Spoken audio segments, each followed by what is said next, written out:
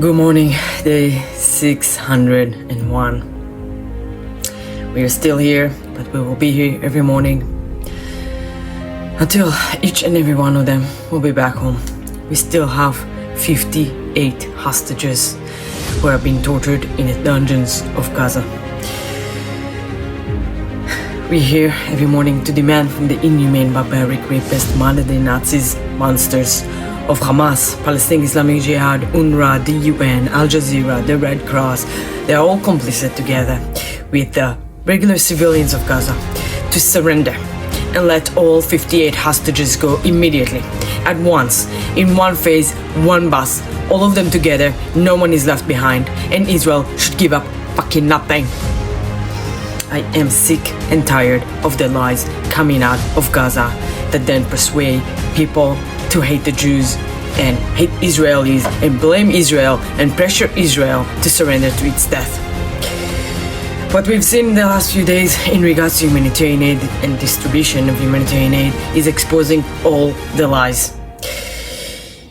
Once, they blamed Israel for starving them, but then when we're showing that Israel is giving them humanitarian aid, then Israel is being the villain because they're giving them Israeli products. Now it's either you starve or you defying Israel.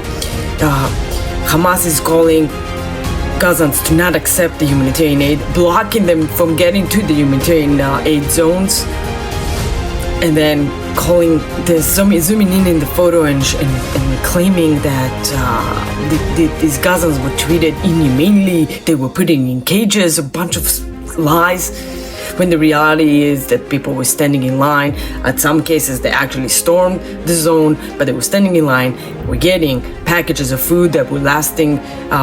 Each package can feed 5 people for about 4 or 5 days. And then this is what the Gazan had to say. This is their reaction. But the mainstream media will not show it. The mainstream media will continue to vilify Israel, while Hamas themselves have been stealing all the humanitarian aid that was entering to Gaza by Israel with Israeli products. They were storing them in the warehouses, or they were selling them in the markets in outrageous prices. The Gazans finally found these warehouses yesterday and looted it, while Hamas shot at them and killed 5. Will the mainstream media publish that? I doubt it. They will not tell you the truth of what is happening in Gaza. What is happening in Gaza is a war that Hamas started, and the war continues because Hamas refuses to lay down their arms and release our people. There is no starvation and there is no famine. These are all fucking lies and bullshit. Israel doing more than any other country, any other military in the whole world to ensure the safety and the well-being of the enemies, of the civilians of their enemy country, while Hamas is trying to exploit and cause more suffering for the Gazans in order for you to hate Israel. Israel is doing everything in its power to help them, while continuously going after Hamas terrorists, after the leadership, and putting pressure on them. There are talks about another Witkoff deal. Now they're suggesting about among the same alive hostages, 10 alive hostages, and then 18 not alive hostages. And instead of 45 ceasefire, it's going to be 60. And Israel will stop all military operation and even withdrew back from all of the territory they conducted. Why? Why should we go for it? Why should we give up on our people?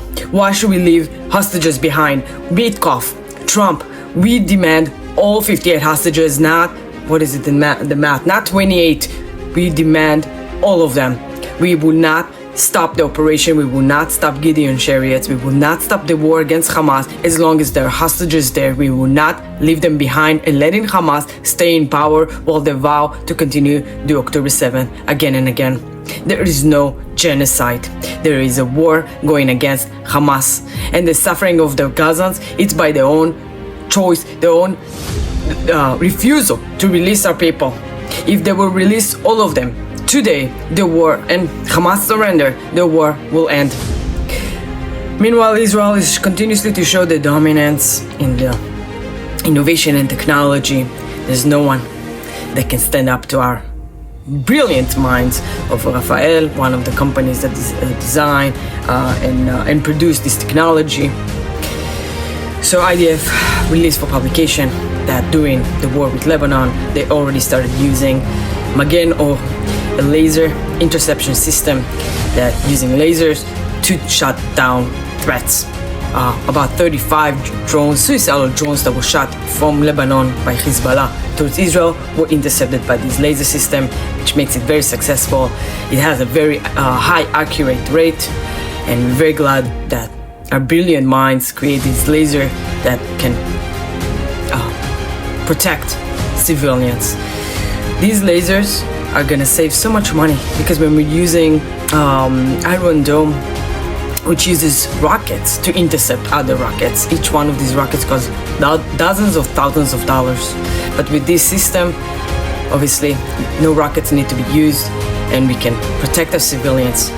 This is another example of Israel is spending all of its resources, money, technology, and minds to protect civilians, while our enemies using all of their resources to kill Jews. This has always been about that.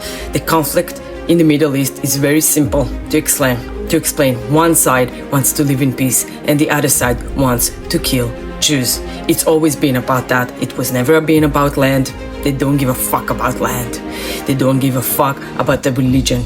What they are thinking of continuously, what is occupying their mind like cancer, is killing Jews and colonizing the world, as they've been doing so far so successfully in all of Middle East, Northern Africa, and now taking over Europe and the US and Canada as well. You gotta wake up to the cancer of radical Islamists. They are here to take over. And when they tell you death to America and death to Jews, believe them. We will continue to stand strong and proud and defend ourselves with whatever means necessary. We will continue to live proudly between the Jordan River throughout Judea and Samaria, all the way to the Mediterranean Sea for eternity. And then one more thing that I forgot to mention.